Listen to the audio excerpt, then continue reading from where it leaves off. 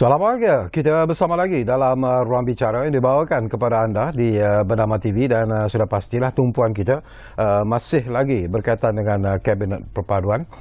Dan kita ada dua tetamu yang cukup istimewa sebenarnya menemani saya di studio Ruang Bicara ini. Dan topik yang menjadi pilihan kita ialah Kabinet Perpaduan lengkap dan sedia berkhidmat.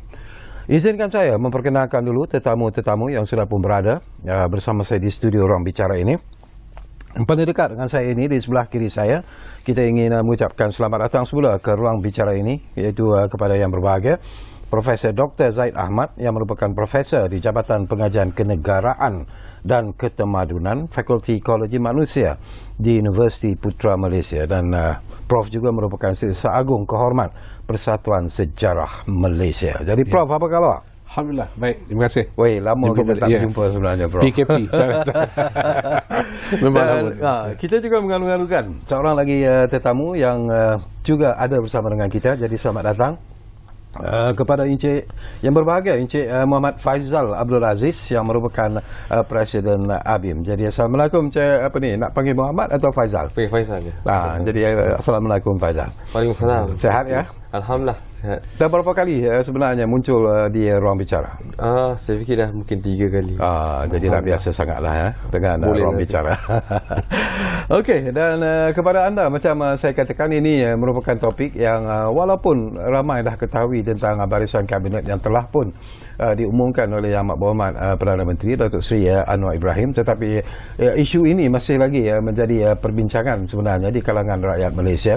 Dan dijangka kalah pelbagai pandangan dan juga pendapat yang dilontarkan berkaitan dengan Kabinet Perpaduan ini. Tetapi kita percaya ramai juga yang bersetuju mengatakan bahawa ianya merupakan satu barisan kabinet yang lengkap. Dan sememangnya lah suka ataupun tidak, menteri-menteri, timbalan menteri yang telah pun dilantik dalam Kabinet Perdana Menteri Malaysia yang ke-10 ini sudah pun seharusnya lah sudah pun bersiap sedia untuk berkhidmat.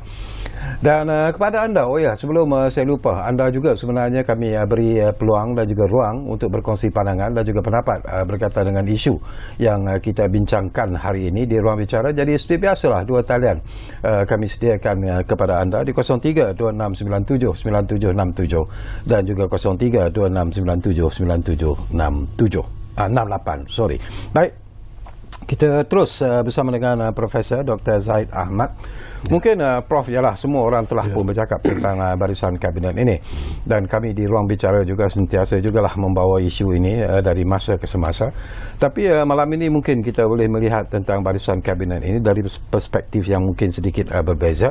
Jadi ialah soalan yang selalu ditanyakan di awal program ini ialah tentang pandangan Prof sendirilah tentang barisan kabinet yang telah pun dibentuk oleh Yang Amat Berhormat Perdana Menteri kita. Ya, terima kasih sahabat saya, saudara Adinda Faizal adik kita lah semua. Memang perbahasan tentang kabinet ini dalam 2-3 hari ini hampir semua saluran media kita dapat melihat ulasan-ulasan dan segala pandangan mengenai kabinet ni, dan kita pun juga berhak untuk beri pandangan kita tentang apa yang ada di depan kita ini. Pertama mungkin orang bercakap tentang saiz kabinet yang lebih kecil. Itu satu perkara yang nampak jelas perubahan yang berlaku pada ini kan. Yang kedua, jadi pada pandangan disebabkan oleh berlakunya keadaan yang tidak menentu selepas pilihan raya, hang parlimen dan sebagainya kan, tertubuhnya kerajaan yang disebut sebagai kerajaan campuran atau kerajaan perpaduan atau kerajaan apa saja namakan, sebab ini pertama kali tak ada pengalaman ini. Jadi akan datang mungkin nama yang lebih tepat untuk apa nama ni, apa yang berlaku ini. Mungkin inilah atau barisan kabinet yang terbaik yang dapat dipersembahkan kepada rakyat Malaysia dalam kekangan yang ada pada Perdana Menteri pada hari ini. Beliau ada kekangan banyak sebenarnya. Ada bukan senang nak tubuh kerajaan. Kita tahu dalam pilihan raya yang lepas tu semua parti ini bersaing sama-sama sendiri dan bertempur di medan demokrasi. Dan kalau kita nak bayangkan, maknanya luka-luka pertempuran itu masih lagi terkesan dan ada tiba-tiba mereka diminta untuk duduk bersama dan melihat ke hadapan. Jadi inilah barangkali yang kita harus mengucap tahniah jugalah kepada mereka yang terlibat dalam proses ini, kerana berjiwa besar lah, kita anggap dia berjiwa besar lah. Kalau tidak berjiwa besar, tentulah tak dapat nak duduk bersama tu. Dan pepatah Melayu kata rumah siap pahat berbunyi ni biasalah. Pahat akan berbunyi juga kan. Cuma janganlah bunyi terlalu banyak sampai meruntuhkan rumah. Kita tahu rumah ni rumah yang tak sempurna dan rumah yang bahan tak cukup. Ini nak bina rumah satu bahan yang tak cukup. Jadi ada bahagian yang kayu cengal, ada bahagian yang plywood je, ataupun jadi rumah tu tak cantik kelihatan daripada luar. Jadi nak kritik memang boleh, memang tak ada masalah. Tapi cumanya kita mahu rumah ini menjadi tempat berteduh kepada seluruh rakyat Malaysia. Jadi ini yang kita nak lihat. Jadi bagaimana peranan kita dan peranan semua kita untuk melihat rumah yang kita bina ini berfungsi untuk menjadi tempat berteduh kita semua. Jadi itu pandangan awal saya kepada menarik Prof. Kita juga nak dapat pandangan saudara Faizal juga lah selaku Presiden ABIM. Bagaimana penerimaan ABIM sendiri dengan barisan Kabinet Perpaduan yang telah pun dibentuk oleh Yang Amat Berhormat Perdana Menteri Datuk Seri Anwar Ibrahim. Apakah anda melihat bahawa ianya kalau mungkin berbeza sedikit dengan pandangan Prof, tetapi mungkin ABIM ada pandangan yang tersendiri dalam isu ini? Baik, terima kasih. Yang pertama, saya fikir ini adalah merupakan kabinet pertama yang menggabungkan dua parti dari kutub yang berbeza, iaitu UMNO dan juga DAP. Dan ini yang tadi disebut oleh Profesor, kematangan ataupun berjiwa besar mereka melihat ke hadapan, kerana kita pasti rakyat tidak mahu pergolakan politik ini berpanjangan. Cukuplah pilihan raya, mungkin demam pilihan raya itu berlaku dalam tempoh seminggu, kemudian terus buat kerja.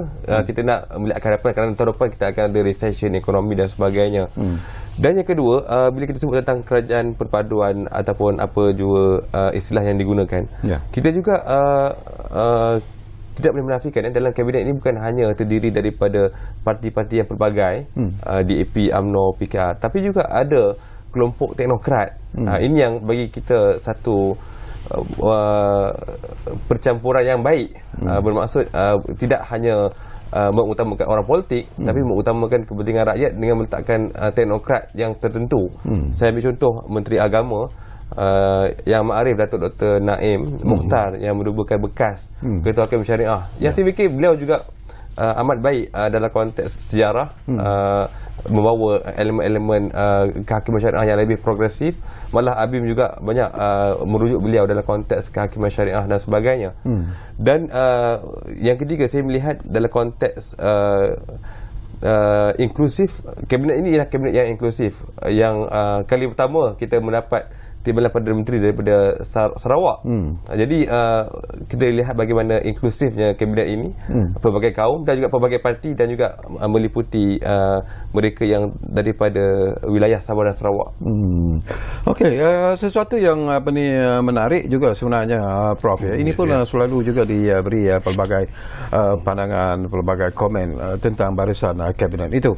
Kombinasi di antara muka-muka lama dalam politik Malaysia, ada juga muka-muka baru yang kadang-kadang kita sendiri pun mengambil masa untuk mengenali muka-muka baru ini. Jadi apakah secara pribadinya Prof merasakan bahawa ini juga merupakan satu kombinasi yang mungkin boleh mewujudkan satu semangat luar biasa di kalangan kabinet yang telah pun dibentuk, dan mungkin juga akan memberikan kelebihan kepada Yang Amat Berhormat Perdana Menteri Datuk Seri Anwar. Mau tak mau kita harus dalam proses membina kepemimpinan atau kepimpinan ini, mau tak mau pendedahan mesti diberi kepada mereka yang baru ni. Mungkin kita tak kenal. Saya tadi baru print senarai nama kabinet kita pun tak sempat lagi nak hadam nama-nama, dan kita banyak juga yang kita tak kenal dan kita pun tak tahu sangat latar belakangnya. Tapi sudah tentulah Perdana Menteri ada akses kepada berbagai maklumat untuk sebelum melantik mereka itu. Dan satu perkara yang saya sentiasa yakin, tiap-tiap orang itu dia mempunyai upaya dan kelebihan masing-masing dan peluang mesti diberi kepada mereka. Jadi seseorang yang sudah diberi peluang tapi mereka tak berjaya untuk memperlihatkan upayanya itu peluang dah diberi kepada mereka ya. Jadi dalam tempoh yang baru singkat ini kita tidak mahu mempertikaikan lagi kebolehan tiap-tiap orang itu. Biar dia buat kerja dulu. Bagi dia ruang, bagi dia peluang untuk perform, untuk buat, untuk lakukan apa yang terbaik pada pandangan dan pada kefahaman dia. Akhirnya nanti barulah kita akan membuat pengukuran sama ada dia boleh atau tak boleh. Tak semua orang boleh jadi, misal kata jadi menteri. Mungkin orang sampai paling tinggi timbalan menteri saja dia boleh ikut arahan orang saja. Mana kata kalau nak duduk menjadi kemudi itu belum tentu boleh. Jadi macam dan kita tak dapat nak ukur orang tu kecuali kita ada melihat peluang diberi kepada dia untuk meneraju. Dan kalau kita tengok Perdana Menteri nampaknya memberi kepercayaan kepada mereka yang dilantik ini.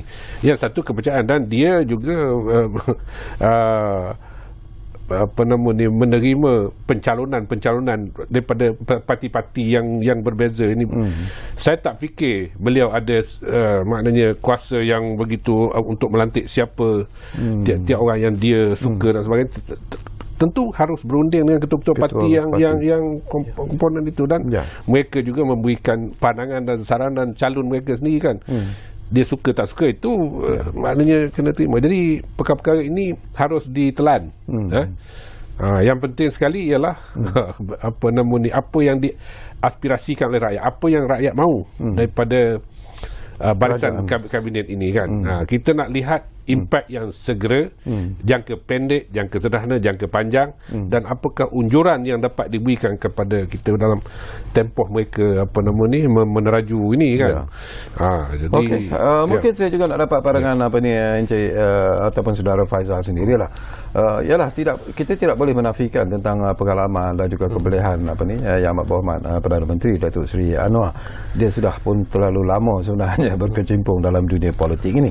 Tetapi sesuatu yang menarik juga, banyak perkara sebenarnya yang dibangkitkan oleh Datuk Seri Anwar sendiri apabila diangkat sebagai ataupun dilantik ataupun dipilih sebagai Perdana Menteri Malaysia yang ke-10. Dan tentunya lah kita tahu antara perkara-perkara penting yang akan diberi perhatian ialah tentang ekonomi, khususnya untuk memulihkan membantu rakyat dalam menghadapi kos sara hidup yang semakin meningkat dan sebagainya. Banyak lagi sebenarnya, tetapi saya nak dapat pandangan Faizal. Ini berkaitan dengan semalam telah pun berlangsung program pertemuan Mahadhah Perdana Menteri bersama dengan ulama dan juga asatizah kerajaan perpaduan yang diangkat oleh Yang Amat Berhormat Perdana Menteri. Dan perlu dia menyatakan bahawa ianya perlu melakukan sesuatu untuk menyelamatkan keadaan bagi meningkatkan darjat orang Melayu dan memertabatkan agama Islam di negara ini. Jadi apakah ini satu langkah yang cukup mungkin tidak dijangkakan, tetapi sekurang-kurangnya dilakukan oleh Yang Amat Berhormat Perdana Menteri kita? Ya, semalam saya juga ikuti ucapan beliau, yang mana beliau juga menyatakan bagaimana rundingan itu dibuat dengan Tan Sri Sheikh Muhtar tentang 10 juta dan 50 juta diberikan kepada pesawah yang majoritinya Melayu. Sudah pasti ini terkaitan dengan conviction beliau sendiri. Kalau kita lihat tahun 1974 ketika beliau di ISA kan, kerana beliau terlibat dalam demonstrasi baling. Jadi hidup ataupun kerumitan hidup rakyat bawahan, khususnya petani, itu menjadi perjuangan beliau sejak beliau di zaman mahasiswa lagi dan di zaman ABIM dan sehingga hari ini. Dan bila mana kita sebut tentang Islam, ya saya setuju, bila mana kita sebut tentang Islam itu, ia harus dilihat dalam konteks menjaga kebajikan dan juga keharmonian seluruh rakyat. Kalau saya ambil contoh, bila kita nak katakan martabat Islam, ya benar, kita harus meletakkan kesedaran Islam tu di tempat yang tinggi. Tapi ukurannya apa? Kita harus, satu dalam konteks ABIM, kita meletakkan bagaimana tingginya kesedaran orang terhadap Islam itu harus diukur dengan ketinggian kualiti hidup manusia, ketinggian kesedaran untuk menolak rasuah, ketinggian kesedaran untuk menjaga alam sekitar. Kita tidak lagi mahu berretorik Malaysia rasuah negara Islam contoh, tapi rasuahnya tinggi. Itu agak kontrari. Tapi sebab itu bagi kita harus melihat dalam konteks yang lebih praktikal, realiti. Islam itu bersifat kesejahteraan, memberi manfaat kepada seluruh manusia. Jadi imej ataupun Islam itu diangkat sebagai agama terbesar ataupun terhebat di Malaysia, itu ukurannya ialah bila mana rakyat menikmati kehidupan ekonomi yang sejahtera, tidak ada rasuah, dan juga penjagaan terhadap alam sekitar dan juga isu-isu alam itu dapat dijaga dengan rapi dan baik. Okey, banyak lagi persoalan sebenarnya yang ingin saya kongsikan bersama dengan Prof dan juga bersama dengan Faizal, tapi seperti biasalah kita diarah untuk berehat dulu buat seketika. Dan saya ingatkan lagi, sebenarnya saya percaya anda yang berada di luar sana juga mungkin ingin berkongsi pandangan dan juga pendapat. Jadi saya ulangi lagi, guna dua talian yang kami sediakan kepada anda di 0326979767 dan juga 0326979768. Kita jumpa lagi, kita berehat hanya untuk seketika. Jumpa lagi.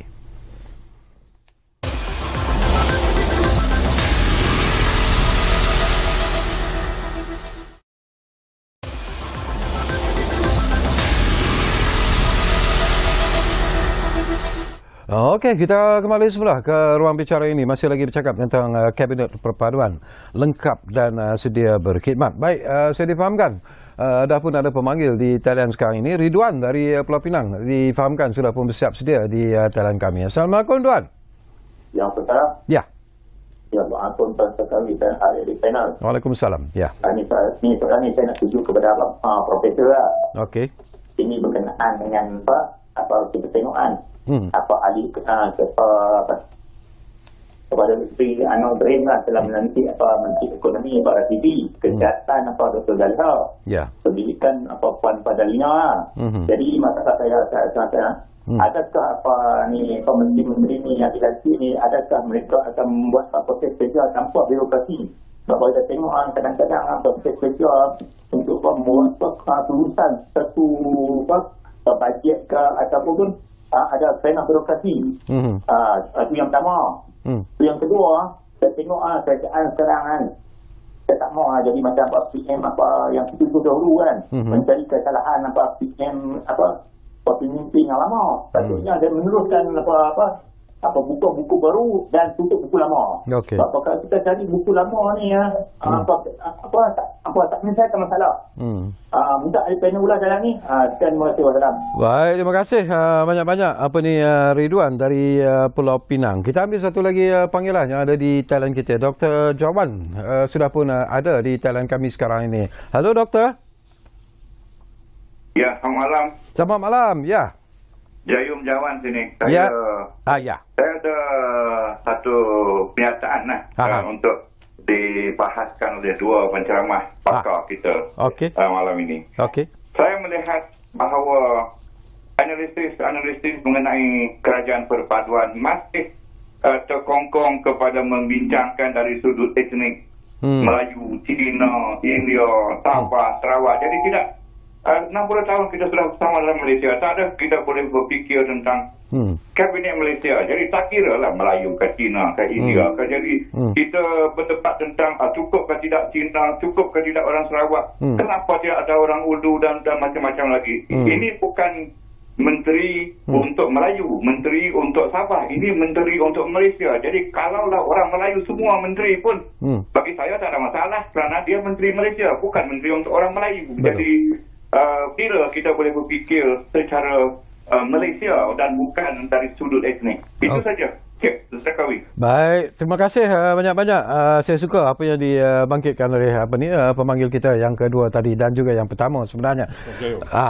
Dr. Jayum. Kita pun tak sangka dia juga sebenarnya memberi komen yang cukup hebat dan juga menarik. Barangkali Prof jawab dululah yang Profesor Jayum tu dulu. Saya pun rakan akademik saya Profesor Jayum ni, kita lama dah ni. Sebenarnya bila kita bercakap tentang garis etnik ini, hasrat kita ya dalam pembinaan negara bangsa ini. Semakin lama sepatutnya garis etnik ini semakin menipis. Semakin lama semakin menipis, semakin lama semakin menipis, dan kita dapat membina negara bersama-sama. Maknanya sampai satu ketika orang tak lihat lagi dah seseorang itu dalam latar etnik dia, siapa dia itu kan. Jadi nak sampai ke tahap itu mungkin mengambil masa. Saya tak dapat jangkakan berapa lama. Cuma hari ini apa yang kita rasa agak terkesan ialah terdapatnya mereka yang kita boleh sebut sini pemimpin politik yang menggunakan isu ini atau menggunakan pendekatan etnik ini untuk mendapatkan laba politik dalam keadaan tertentu. Jadi ini yang melambatkan proses ini bagi saya. Dia melambatkan proses ini sebab bila kita nak berjalan ke depan, tiba-tiba ditarik lagi ke belakang lagi. Berjalan ke depan, ditarik lagi ke belakang lagi. Jadi benda ni tidak habis-habis dibahaskan. Maknanya, jadi akan ada orang mengambil kesempatan dalam satu ketika menggunakan garis etnik ini sebagai modal politik ya untuk mendapatkan sokongan dan sebagainya. Jadi ini perkara saya memang sependapat dengan Profesor Jayam dari segitu. Sepatutnya makin lama semakin menipis. Bila kita sebut tentang garis etnik ini, saya juga tertarik hati dengan apa yang disebut oleh Prof Jayum tadi. Barangkali ialah kalau kita lihat kepada penubuhan parti-parti politik di Malaysia, ianya berasaskan kepada kaum sebenarnya, dan masing-masing cuba memperjuangkan apa yang kaum mereka boleh dapat dalam arena politik di negara kita ini. Apakah itu antara sebab mengapa untuk menghilangkan garis-garis kaum ini agak sukar? Kita bermula daripada langkah yang sedemikian itu dulu kan. So bila sampai satu peringkat, kita mau tak mau kita kena sebut Datuk Seri Anwar Ibrahim cuba melakukan eksperimen, melakukan sebelum ini Datuk On melakukannya tapi tak berjaya. Datuk On melakukan. Dia terkeluar daripada UMNO dan tak berjaya, tak diterima oleh masyarakat. Mungkin belum bersedia pada masa itu. Sesudah 50 tahun mereka 60 tahun makna katakan tubuh lagi parti yang berbagai kaum seperti ini yang ditampilkan oleh Parti Keadilan Nasional sekarang ini. Nampaknya ada berjaya mendapat sokongan tapi tidaklah begitu. Maknanya masih lagi saingan politik begitu nampak ya. Itu percobaan dia untuk melihat, untuk mendengarkan satu pendekatan politik rentas etnik dalam negara kita ini. Mungkin Fazal ada pandangan yang ingin dikongsikan. Singkat, yang pertama kita kena ubah mindset. Masalah kita ialah sekian lama kita merdeka, kita selalu meletakkan masalah itu berasaskan kepada etnik. Kita mengkotakkan masalah itu berasaskan etnik. Kemiskinan je, malasnya Melayu. Kalau rasuah je, Cina. Gangsterism, India. Kita harus ubah mindset. Masalah yang berlaku hari ini bukan lagi masalah berasaskan kaum, tapi ia adalah masalah semua. Masalah rakyat Malaysia. Dan tanggungjawab untuk menyelesaikan masalah tersebut terletak di bahu semua orang. Maksudnya seluruh bangsa, seluruh rakyat, seluruh pimpinan harus bertanggungjawab menyelesaikan masalah kemiskinan, harus menyelesaikan masalah rasuah, harus menyelesaikan masalah gangsterism. Jadi bila mana kita tidak lagi mengkotak-katikkan masalah itu berdasarkan kaum, kita dapat melihat bergerak ke hadapan, melihat bagaimana sebenarnya seluruh rakyat Malaysia, seluruh pimpinan politik dan pemikiran kaum harus menangani isu ini secara bersama, tidak lagi melihat dalam acuan kaum. Dan yang kedua tadi juga disebut masalah ada individu yang berkepentingan itu menggunakan kaum itu sebagai laba politik. Sedangkan tadi kita sebut malah Prof Jayum juga menyebut bagaimana kalau boleh ada, walaupun ada pemimpin menteri semua Melayu pun tidak ada masalah kalau mentalitinya ialah dia menteri kepada seluruh rakyat Malaysia, bukan menteri kepada satu kaum. Jadi tidak lagi harus digunakan perkauman itu sebagai laba politik untuk kepentingan yang boleh merosakkan perpaduan kaum. Makanya juga kalau kita lihat mainan-mainan dalam media sosial khususnya lah, kadang-kadang itu yang memberikan ataupun menimbulkan masalah sebenarnya, Prof. Kadang-kadang ialah mereka memihak kepada satu kaum, dan kalau ada pelantikan menteri kabinet yang mungkin tidak memenuhi cita rasa mereka ataupun apa yang mereka mahukan, isu itu akan dimainkan dari aspek perkauman itu dengan begitu meluas sekali dalam media sosial, dan suka ataupun tidak, media sosial sebenarnya memberi impak ataupun pengaruh sebenarnya kepada pemikiran dan juga mentaliti rakyat biasa. Ya, saya setuju. Ada pengaruh yang begitu besar kan. Hari ini ada pihak yang melihat pula berapa peratus undi Melayu, berapa peratus undi dalam, jadi mana dilihat maknanya beberapa lapisan begitu, sehingga kan akhirnya dia dapat satu kesimpulan, sebenarnya Melayu tak sokong dia, India sokong dia. Jadi itu kan. Jadi kalau kita tak habis-habis dengan masalah seperti ini, bila kita nak melihat memfokuskan kepada pembinaan negara bangsa, sebab kabinet ni bagi saya, bila kita bentuk kabinet itu memanglah satu satu mekanisme untuk sebagai kesinambungan, tapi dari segi gambaran besar dia, the bigger picture, kita sebenarnya sedang melakar sebuah peradaban. Bukan takat kabinet ini kesinambungan dia saja. Tapi kalaulah gambar besar pun kita tak nampak, gambar kecil pun kita tenggelam dalam gambar kecil, gambar besar pun hilang. Jadi bagaimana kita nak melakar pembinaan peradaban pada masa depan ni? Jadi tak ke mana kita sebenarnya, kalau kita asyik melihat benda titik bengek dan benda yang kecil, jadi tak dapat melihat satu kerangka besar. Sebenarnya apakah yang akan kita bentuk, atau bagaimanakah acuan peradaban yang akan kita bentuk bagi negara kita. Sebab itu bila saya katakan kalau saya melihat kabinet ini, saya nak melihat pendidikan, saya nak melihat kebudayaan, saya nak melihat perpaduan kaum dalam konteks negara kita ini. Sebab bagi saya itu tunjang-tunjang yang penting. Yang lain itu datang kemudian, dia datang. Ekonomi tak boleh maju kalau orang tak berbaik sama-sama sendiri. Betul.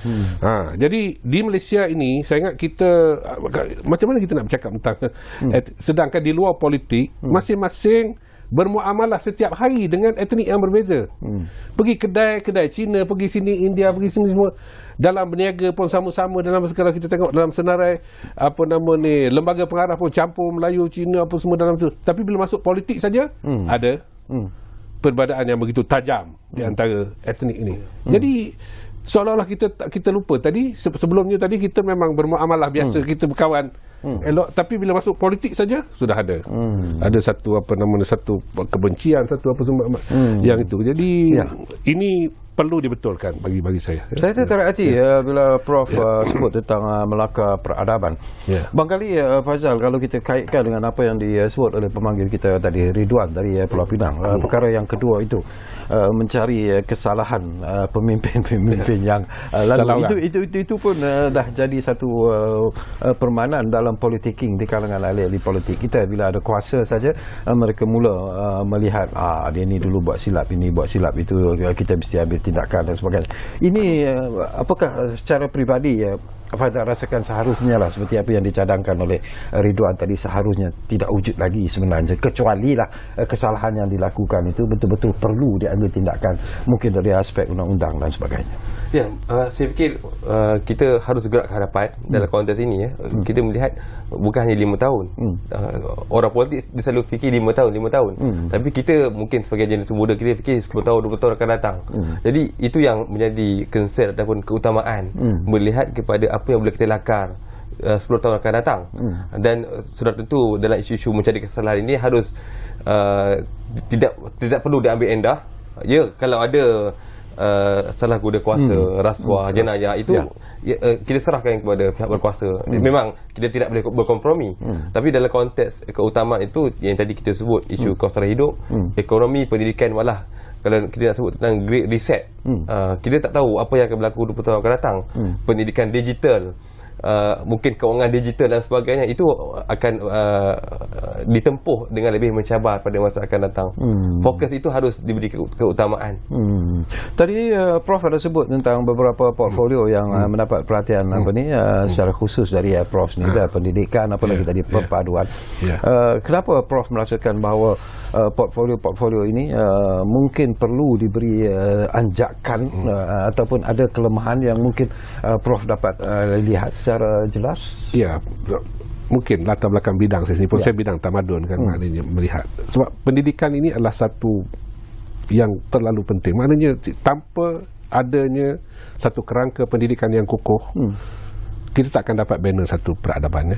Ini disebut oleh, kalau kita baca karya-karya lama Ibn Khaldun sebut tentang bagaimana kita membentuk budaya maju.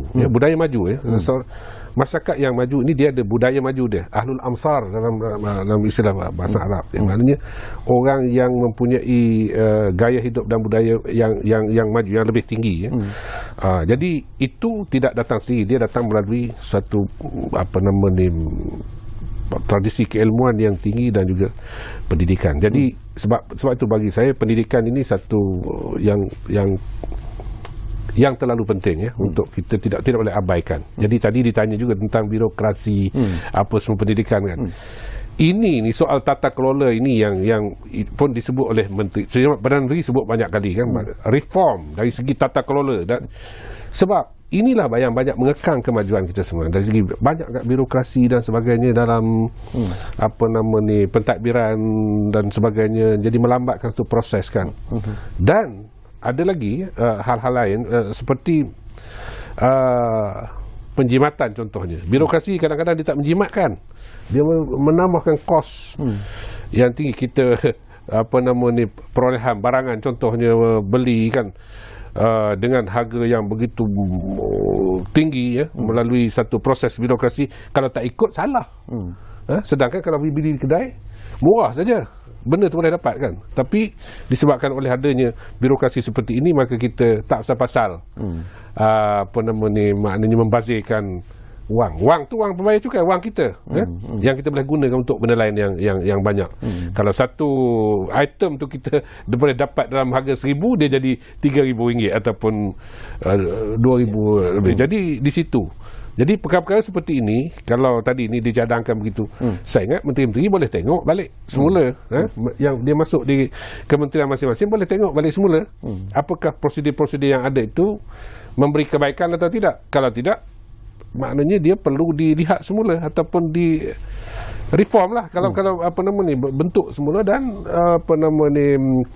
lakukan penambahbaikan, lakukan pembaruan kepada tata kelola ini. Biar dia cekap. Jadi orang buat aduan, buat cepat kita ambil tindakan dan cepat kalau minta bantuan cepat dapat bantuan, tak perlu lagi kepada banyak proses birokrasi dan sebagainya yang menyemak. Ini semuanya menyusahkan rakyat belakang. Semua menyusahkan rakyat kalau perkara macam ni.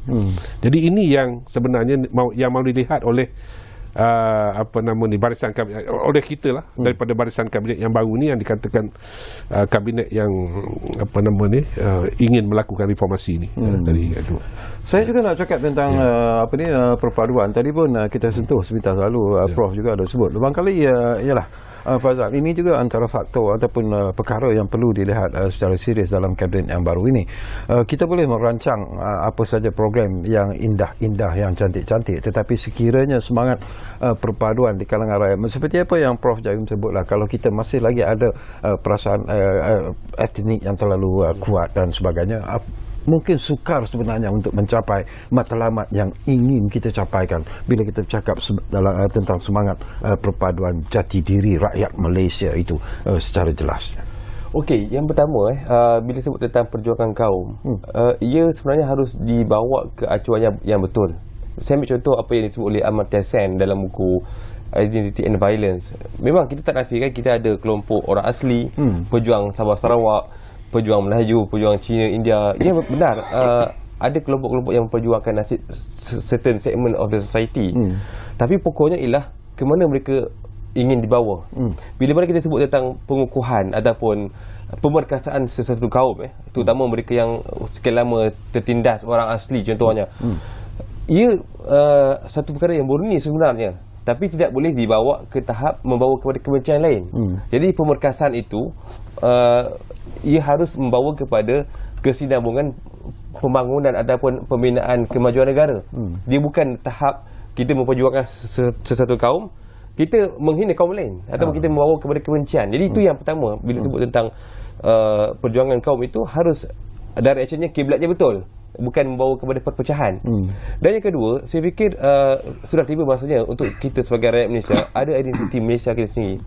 Ini yang juga yang disebut sebagai the competing identities. Ya, betul, kita ada identiti Melayu, identiti Cina, identiti kaum. Itu amat penting, mustahak, dan kita hargai Allah menggunakan kita sebagai orang Melayu dan sebagainya. Tapi kita juga harus ada identiti yang lain.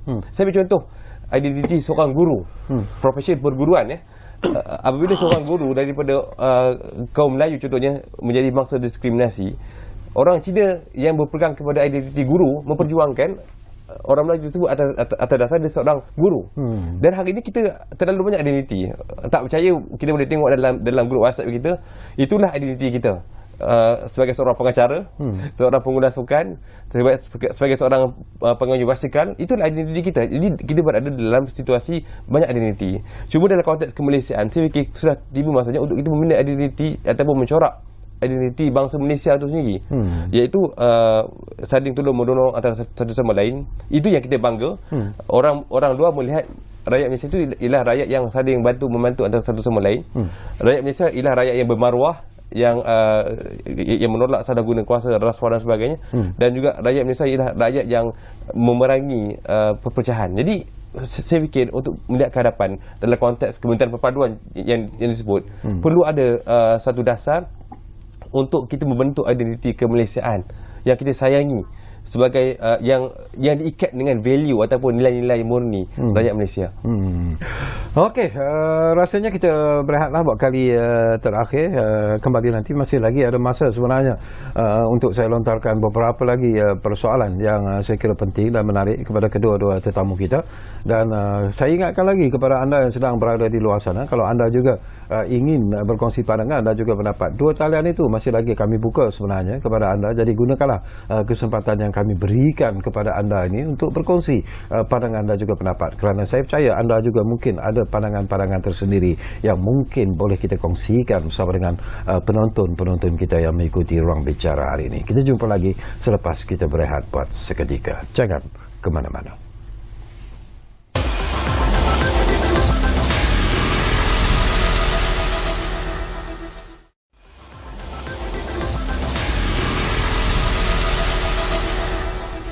Baiklah, terima kasih banyak-banyak kalau anda masih lagi menumpukan perhatian bersama kami di Ruang Bicara ini. Kita masih lagi bercakap tentang Kabinet Perpaduan lengkap dan sedia berkhidmat. Dan tentunya kita masih lagi bersama dengan dua tetamu yang hebat, Profesor Dr. Zaid Ahmad dan juga Muhammad Faizal Abdul Aziz yang merupakan Presiden ABIM. Dan Prof. Dr. Zaid memanglah Profesor di Jabatan Pengajian Kenegaraan dan Ketemadunan di Fakulti Ekologi Manusia Universiti Putra Malaysia.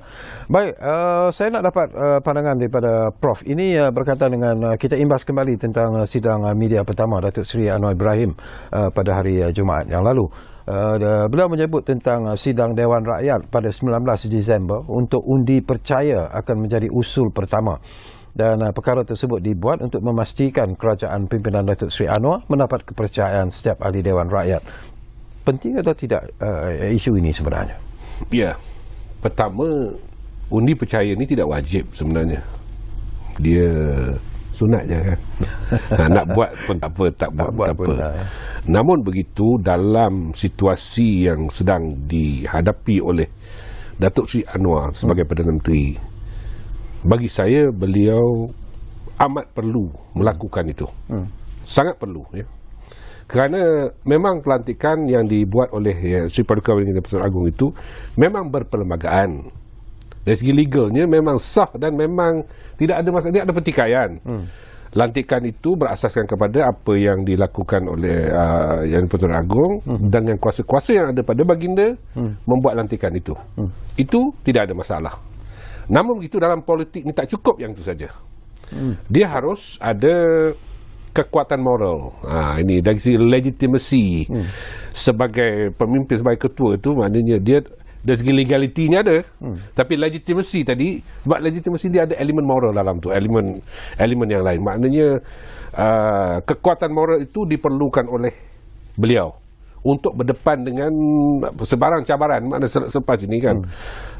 Dan sebenarnya bukan itu saja, kita bila kita nak melakukan perhubungan ke luar negara dan sebagainya, bertemu dengan ketua-ketua negara yang lain kan. Jadi kita mempunyai satu kekuatan moral bila kita berdepan dengan pemimpin dunia yang lain itu. Kalau kita takut nak menguji sokongan kita dalam dewan kita sendiri pun, bagaimana kita nak bercakap di luar, orang kata nak berkokok di luar ni, nak berdiri di apa nama depan pemimpin di pentas bangsa bersatu misalnya, nation, nak bercakap kan, sedangkan kita sendiri pun dari segi yang kata dari segi legitimasi tadi masih jadi dalam situasi ini beliau amat perlu. Sebab itu saya ingat beliau seorang gentleman, dan dalam sidang pertama, media yang pertama, dan itu perkara yang disebut yang pertama.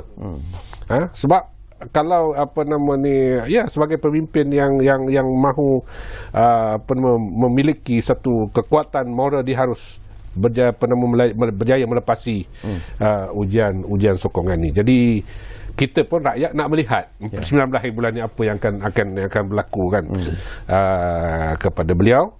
Sama ada apa nama ni sokongan. Kalau dikatakan pada masa ini mungkin dah sampai hampir 2/3, hampir itu tak tahu. Tapi apa pun kita semua nak melihat pada 19 hari bulan nanti, supaya selepas itu beliau dapat memimpin negara dengan keyakinan yang lebih tinggi.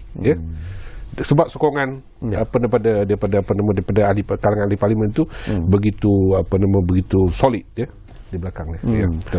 Saya juga tertarik hati Faizal, kalau kita lihat bahawa keputusan telah pun dibuat oleh Perikatan Nasional bersama-sama dengan PAS khususnya, dan kita tahu mereka juga mendapat kerusi yang cukup membanggakan dalam PRU yang lalu, dan mereka akan menjadi pembangkang dalam parlimen, di dalam parlimen nanti. Jadi pembangkang macam manakah sebenarnya yang Faizal harapkan daripada PN sendiri, daripada PAS sendiri? Baik, bagi kita sudah tentu rakyat tidak lagi mahu berlaku Sheraton move yang kedua. Kerana kita perlu lihat dalam konteks politik yang tidak berkesudahan yang lalu, kita kerugian banyak perkara. Pelabur-pelabur takut nak datang sebab anytime boleh tukar kerajaan disebabkan adanya lompatan-lompatan, mungkin banyak faktor-faktor dorongan.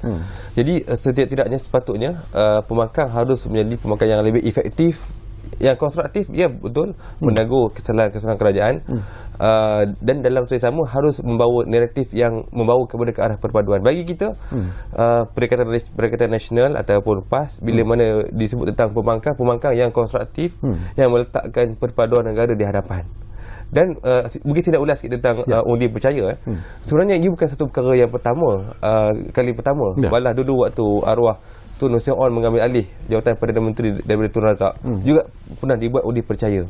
Kalau kita bagi logik, buat apa parti yang sama kan? Tapi disebut moral, disebut keyakinan, kepercayaan.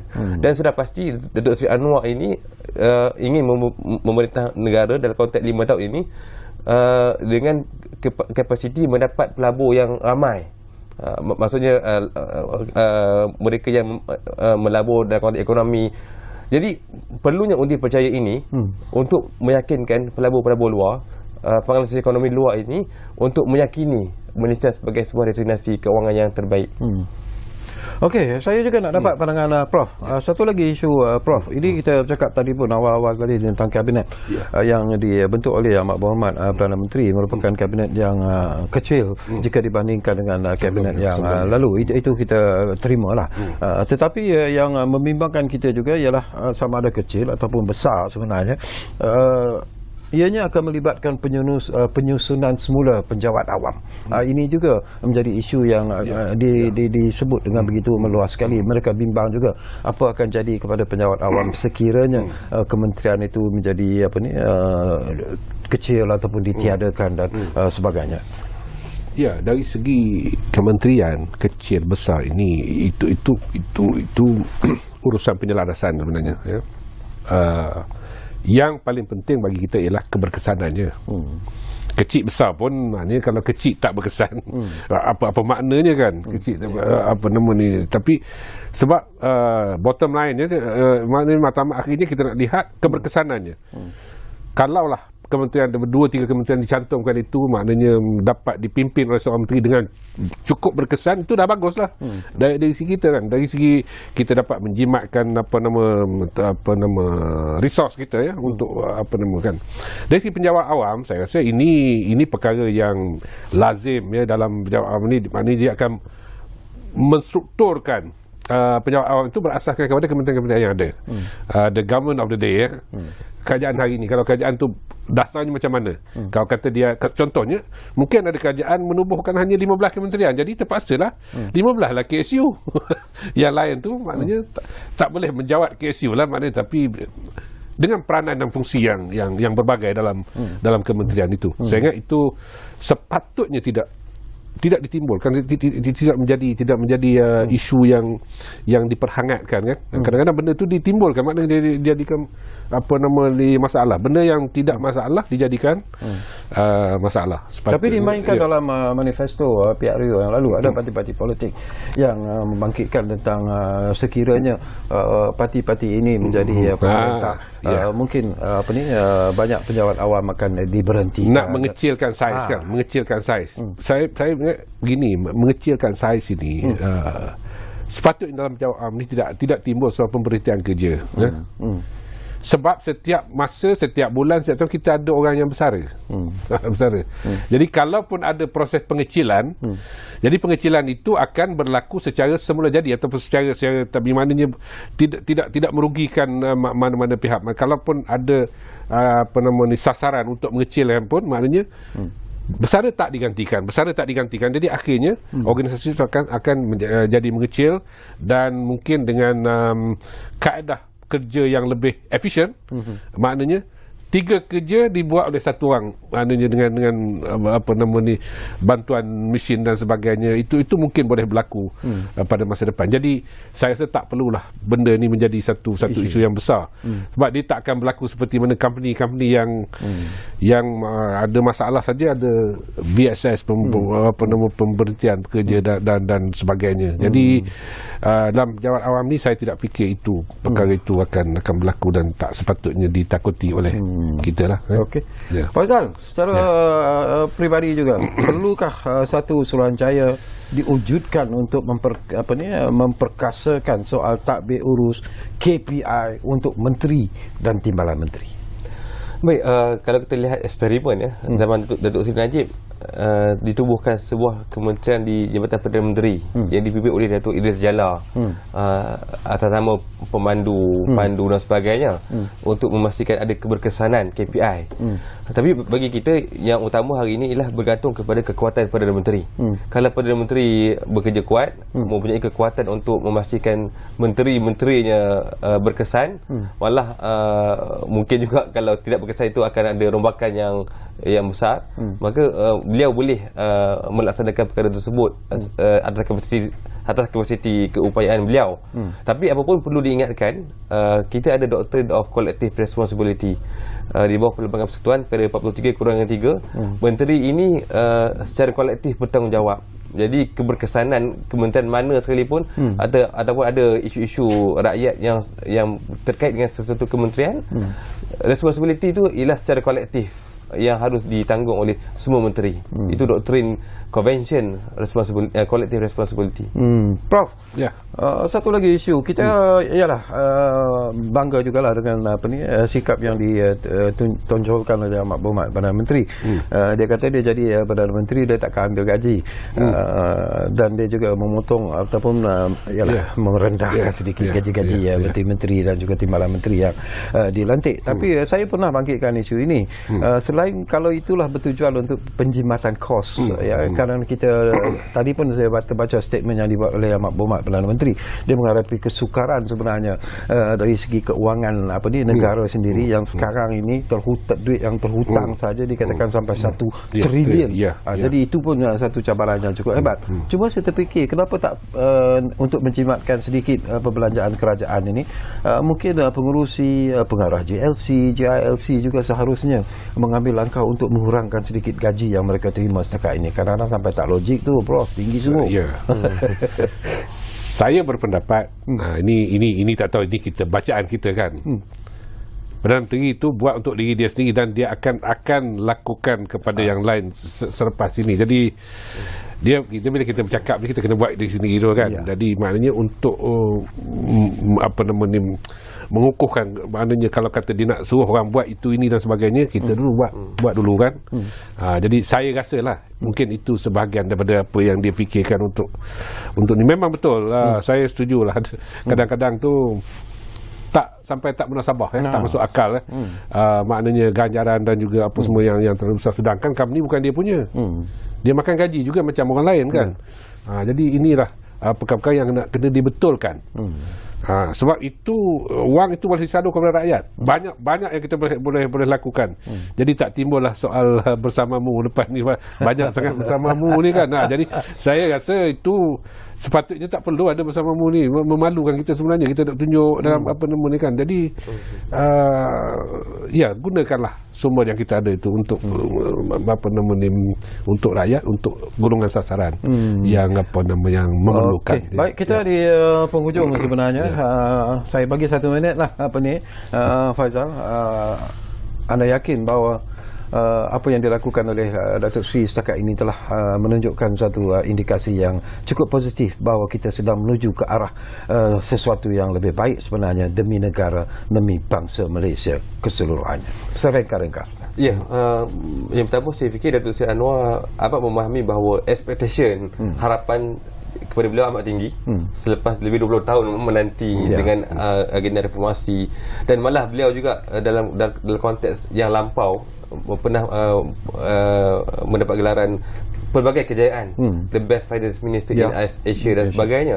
Dan sudah pasti dengan pembentukan kabinet ini, saya yakin pasti akan banyak kabinet, maksudnya anggota kabinet yang terpaksa mengikut jalur beliau. Sebab beliau memulakan langkah dengan diri beliau dahulu, tidak mengambil gaji, bekerja kuat, dan menteri-menteri harus mengikut jalan yang diambil oleh beliau. Okey, terima kasih banyak-banyak kepada Encik Muhammad Faizal Abdul Aziz.